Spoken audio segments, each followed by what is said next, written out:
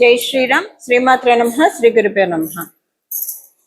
2026 సంవత్సరం జూలై నెల యొక్క మాస ఫలితాలు. ఈ జూలై నెలలో గోచారంలో ఉన్న గ్రహ గమనాలు ఏ విధంగా ఉన్నాయి? వృషభ రాశిలో మంగళ సంచారం ఈ మాసం మొత్తం కూడా మంగళ సంచారం వృషభ రాశిలో ఉంటుంది. రవి సంచారం మిథున రాశిలో 16వ తారీఖు వరకు కూడా మిథున రాశిలో రవి సంచారం ఉంటుంది. 17వ తారీఖు నుంచి ఆయన కర్కాటక రాశిలోకి ఆయన సంచారం సాధిస్తారు. అప్పుడే మనకి ఇంకా దక్షిణాయన పుణ్యకాలం కూడా ప్రారంభం అవుతుంది. అప్పటి నుంచి బుధుడు వక్రగతిలో ఉన్నాడు కాబట్టి ఈ నెలలో ఆయన సంచారము కర్కాటక రాశి మిథున రాశిలో ఆయన సంచారం ఉంటుంది. శుక్రుడు ఈ వారం మొదట్లో 5వ తారీఖు వరకు 4వ తారీఖు వరకు కర్కాటక రాశిలో సంచారం చేస్తూ 5వ తారీఖు నుంచి ఆయన సంచారాన్ని సింహరాశిలో ఉంటుంది. ఆయన సంచారం సింహరాశి, శుక్రాచార్యుల వారి సంచారం సింహరాశిలో ఉంటుంది. గురు భగవానుడు సంచారము కర్కాటక రాశిలో ఉంది. సింహరాశిలో కేతుదేవుని సంచారము, కుంభరాశిలో రాహుదేవుని సంచారము, ఆఖరిదైన మీనరాశిలో శనేశ్వరుని సంచారము.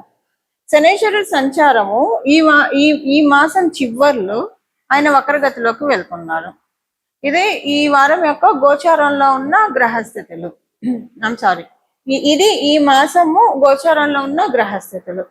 ఈ మాసంలో ఉన్న ఈ గోచార గ్రహస్థితుల్ని అనుసరించి ఎలాంటి ఫలితాలు ద్వాదశ రాశుల వాళ్ళకి, ద్వాదశ లగ్నాల వాళ్ళకి ఉండబోతున్నాయి. అలాగే ఈ మాసము గోచారంలో గ్రహ గమనాలు ఎలాగున్నాయి అంటే మంచి స్థానాల్లో ఉన్నాయా, ఏదైనా జాగ్రత్తలను సూచిస్తున్నాయా, ఏదైనా శుభత్వాన్ని సూచిస్తున్నాయా? ప్రత్యేకాంశం ఏంటంటే గోచారంలో ఈ మాసం చివరిలో శనేశ్వరుడు మళ్ళీ మనం సపరేట్ గా ఒక వీడియోలో నేను చెప్తాను ఎలా ఉంటుంది అనేది. ఇది కొంతమందికి చాలా బాగా ఉంటుంది. ఏలినాడులో ఉన్న వాళ్ళకి బాగా ఉంటుంది ఇప్పుడు వక్రగతి. అష్టమ శ్రేణిలో ఉన్న వాళ్ళకి బాగా ఉంటుంది. అర్ధాష్టమ శ్రేణిలో ఉన్న వాళ్ళకి బాగా ఉంటుంది. ఒక రిలీవింగ్ ఫ్యాక్టర్ అనుకోండి ఈ ఏలినాడు శని, అష్టమ శని, అర్ధాష్టమ శనిలో ఉన్న వాళ్ళకి అది ఈ మాసం చివరి నుంచి స్టార్ట్ అవుతుంది. అలాగే కంటక శనిలో ఉన్న వాళ్ళకి కూడా ఈ పాయింట్ వర్తిస్తుంది. ఇది మోస్ట్ స్పెషల్ అంశము గోచారంలో. ఇంకొకటి ఏంటంటే మనందరికీ తెలిసిన దేవగురువు అయిన బృహస్పతి కర్కాటక రాశిలో ఆయన సంచారము, రవి కూడా ఈ మాసం మధ్యలో కర్కాటక రాశిలోకి రావడం అన్ని మాసాల్లోకెల్లా అన్ని రాశుల్లో ఆయన సంచారం కంటే కూడా దేవగురువు అయిన బృహస్పతి సంచారము కర్కాటక రాశిలో, ధనుసు రాశిలో మీన రాశిలో ఈయన సంచారం చాలా స్పెషల్ గా ఉంటుంది. ఇప్పుడు ఇది ఈయన సమక్షంలో సూర్యనారాయణ మూర్తి కర్కాటక రాశిలో ప్రవేశం అంటే దక్షిణాయన పుణ్యకాలం ప్రారంభం అవుతుంది. ఇది చాలా మంచిది. దీని గురించి కూడా మనం ఒక వీడియోలో నేను చెప్తాను. దక్షిణాయన పుణ్యకాలం ఈ సంవత్సరం ఎంత సిగ్నిఫికెంట్ గా ఉంది, దీన్ని మనందరం ఎలా చేసుకోవాలి, ఇవన్నీ కూడా మనం ఒక వీడియోలో మాట్లాడుతున్నాం.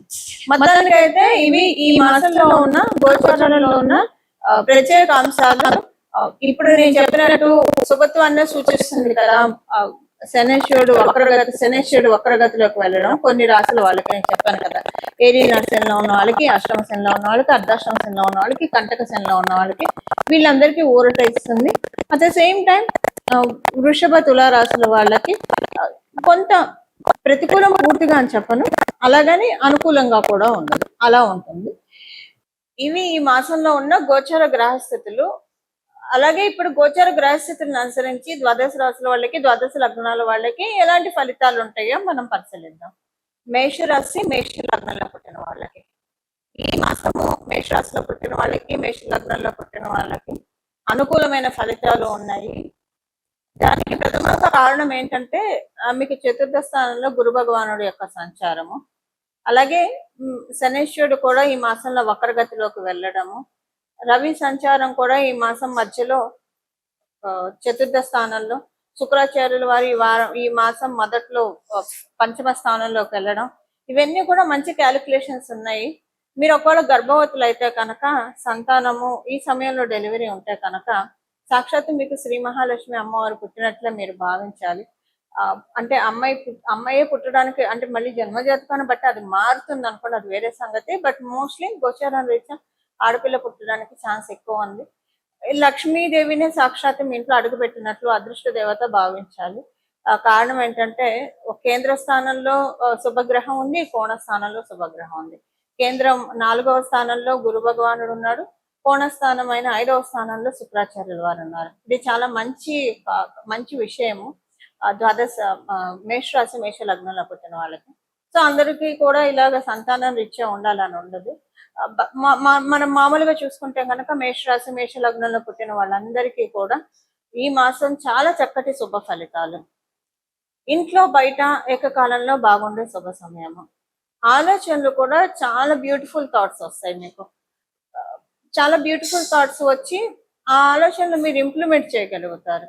ఏం చేస్తే మీ స్థితిగతుల్లో మార్పు వస్తుంది, లేదా ఏం చేస్తే మీరు అభివృద్ధిని మీరు చూడగలుగుతారు, ఏం చేస్తే మీ స్కిల్ సెట్ డెవలప్ అవుతుంది. ఇలాంటి వాటి మీదే మీరు టైం అంతా వెచ్చిస్తారు. ఒక రకంగా చెప్పాలంటే ఎంత ప్రొడక్టివ్ గా వాడుకుంటారంటే టైంని అంత ప్రొడక్టివ్ గా వాడుకుంటారు. ఒక్క నిమిషం కూడా మీ టైంని మీరు వేస్ట్ చేయడానికి ఇష్టపడరు. అంత చాలా బాగా టైంని బాగా యూటిలైజ్ చేసుకుంటారు.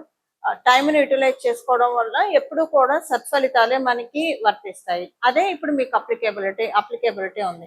సంతానం విషయంలో చాలా అనుకూలతలు చూస్తారు. మీకు కనుక స్త్రీ సంతానం ఉంటే కనుక వాళ్ళ వల్ల మీకు శుభవార్తలు వింటారు. అంటే వాళ్ళ నుంచి వాళ్ళకి సంబంధించిన శుభవార్తలన్నా వింటారు. లేకపోయినా సరే మీకు స్త్రీ సంతానం ఉంటే కనుక ఒక శుభవార్త అయితే ఖచ్చితంగా వింటారు. అయితే మీకు స్త్రీ సంతానం లేదు, మగ సంతానం ఉంది, ఆడపిల్లలు లేరు, మగపిల్లలే ఉన్నారు అని అనుకుంటే అన్న కోవలో మీరు ఉంటే కనుక అప్పుడు ఈ ఒక పాయింట్ మీకు వర్తించదు. బట్ మిగిలిన అన్ని శుభాలు మీకు వర్తిస్తాయి. ఈ వారం మీ ఇంట్లో గెట్ టుగెదర్స్ ఎక్కువగా ఉంటాయి. కానీ మీకు అనిపిస్తుంది ఈ మాసంలో మీకు గెట్ టుగెదర్స్ ఎక్కువగా ఉంటాయి. మీకు అనిపిస్తుంది ఈ మాసంలో చాలా లిమిటెడ్ గానే డబ్బు ఖర్చు అవుతూ ఉంది, ఎక్కువ అవ్వట్లేదు. కానీ ఎంతమంది వచ్చేవాళ్ళు వస్తూనే ఉన్నారు కానీ డబ్బులు ఖర్చు మటుకు ఎక్కువ అవ్వట్లేదు. అలా మీకు అనిపిస్తుంది ఈ మాసంలో ఉన్న గోచర గ్రహస్థితుల రీత్యా. కంఫర్ట్స్ ఎక్కువ ఉంటాయి, గృహంలో కంఫర్ట్స్ పెరుగుతాయి, మాతృ సౌఖ్యం చాలా బాగా ఉంటుంది. మీకు తల్లిగారు ఉండి మీ తల్లిగారికి హెల్త్ ప్రాబ్లమ్స్ ఏమైనా ఉంటే అవి సెట్ అవుతాయి. మీకు మీ అత్తగారితోటి అనుకూలమైన సంబంధాలు లేకపోతే ఈ మాసము మీ యొక్క బాండింగ్ బాగా ఉంటుంది, అనుకూల సంబంధాలు చక్కగా మెరుగుపడతాయి. వీటన్నిటికీ కూడా ఈ మాసం ఒక కర్టెన్ రైజర్. చాలా మంచి యోగాలకి శుభత్వానికి ఈ మాసము చాలా వేదిక కాబోతుంది మేషరాశి మేష లగ్నంలో పుట్టిన వాళ్ళందరికీ కూడా. పరిహారము ఈ మాసంలో చేసుకోవాల్సిన పరిహారము, మనము గోచరంలో ఉన్న గ్రహస్థితుల గురించి మొత్తం చూసాము, ఎలా ఉంటాయి ఫలితాలు కూడా మనం చూసాము. ఇందులో శనేశ్వరుడు వక్రగతిలోకి వెళ్ళడము ఒక చాలా మంచి విషయము. అంటే వక్రగతిలోకి ఆయన వెళ్ళేది కుంభరాశిలోకి అవ్వడం వల్ల, అంటే కుంభరాశి వైపే కాబట్టి ఇది ఒక మంచి విశేషాంశము. అందువల్ల దీనిలో అన్ని బ్లెస్సింగ్స్ తీసుకోవడానికి, శనేశ్వరుడు బ్లెస్సింగ్స్ తీసుకోవడానికి, అందున ప్రత్యేకించి ఏలినాడు శని ఉన్న వాళ్ళు, అష్టమ శని ఉన్న వాళ్ళు, అర్ధాష్టమ శని ఉన్న వాళ్ళు, కంటక శని ఉన్న వాళ్ళకి ఇప్పుడు అది ఎవరెవరో నేను చెప్తాను. ఏలినాడు శనిలో ఉన్న వాళ్ళు ఇప్పుడు కుంభరాశి, మీనరాశి వాళ్ళకి ఏలినాడు శని ఉంది, కుంభరాశి వాళ్ళకి ఏలినాడు శని ఉంది, అలాగే మేషరాశి వాళ్ళకు కూడా ఏలినాడు శనిలోనే ఉన్నారు. అర్ధాష్టమ శనిలో ఉన్న వాళ్ళు ఎవరు? ధనుసు రాశి వాళ్ళు. అష్టమ శనిలో ఉన్న వాళ్ళు సింహరాశిలో ఉన్నవాళ్ళు. కంటక శని ఎవరికి ఉంది? మిథున రాశిలో ఉన్న వాళ్ళకి.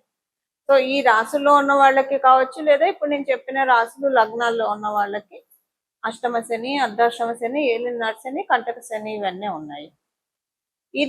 దీంట్లోంచి ఇప్పుడు బయటపడటానికి మంచి సమయము. అంటే తర్వాత ఇప్పుడు ఏలినాడు శని కుంభరాశి వాళ్ళకి అయిపోతుంది అనుకోండి నెక్స్ట్ ఇయర్, కానీ మీనరాశి వాళ్ళకి ఉంటుంది, మేషరాశి వాళ్ళకి ఉంటుంది, తర్వాత నెక్స్ట్ ఇయర్ వృషభ రాశి వాళ్ళకి కూడా స్టార్ట్ అవుతుంది. ఇది ఏంటంటే దీంట్లోంచి ఇంకా మీనరాశి వాళ్ళు, అంటే అర్ధాష్టమ శని, అష్టమ శని ధనుసు రాశి వాళ్ళకి, సింహరాశి వాళ్ళకి కూడా అయిపోతుంది, కంటక శని మిథున రాశి వాళ్ళకి అయిపోతుంది. సో మేజర్ గా మీనరాశి వాళ్ళకి, మేషరాశి వాళ్ళకి ఇప్పుడు ఇది ఒక మంచి ఆపర్చునిటీ అందరికీ కూడా. ఇప్పుడు శనీశ్వరుడు యొక్క అనుగ్రహాన్ని పొందడానికి ఇబ్బందులు లేకుండా కర్మకారకుడు కాబట్టి మనకి సమన్వయం చేసే గ్రహం కూడా అన్ని గ్రహాలు సమన్వయం చేసిన సాటర్న్ కొంచెం ప్రతిదీ కూడా లెక్కలు కరెక్ట్ గా తెలుస్తారు కాబట్టి మనం చేసుకోవాల్సిన శనీశ్వరుడికి సంబంధించిన పరిహారమే చేసుకోవాలి. దీనికి బెస్ట్ థింగ్ ఏంటంటే మీకు మీ ఇంటి దగ్గర ఏదన్నా భద్రకాళి అమ్మవారి ఆలయం ఉంటే ఆలయాన్ని దర్శించి రావడము, అలాగే విష్ణుమూర్తి ఆరాధన లేదా పరమశివుడికి ప్రతిరోజు సాయంత్రం పూట ఈ మాసం మొత్తం కూడా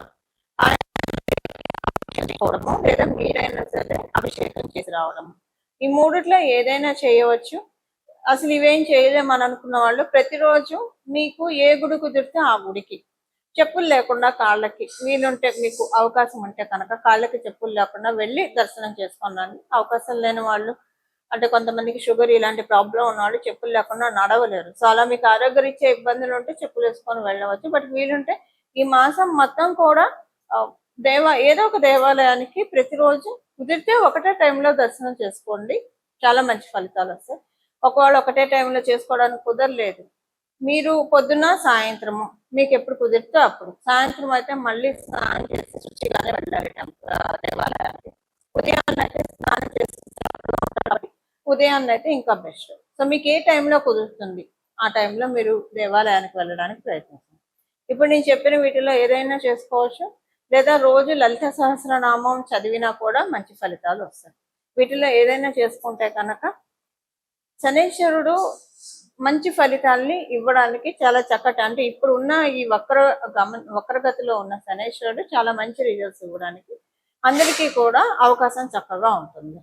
ఇవి ఈ మాసం యొక్క గోచర గ్రహస్థితులను అనుసరించిన ఫలితాలు, అలాగే తదనుగుణంగా చేసుకోవాల్సిన పరిహారం. ఇలాగా మనందరం కూడా భగవత్కృపకి పాత్రలు అవ్వాలని చెప్పి మనస్ఫూర్తిగా నేను కూడా పరమశివుణ్ణి శిరస్సు ఉంచి ప్రణామం చేస్తూ మంగళం. నమో భగవతే వాసుదేవాయ.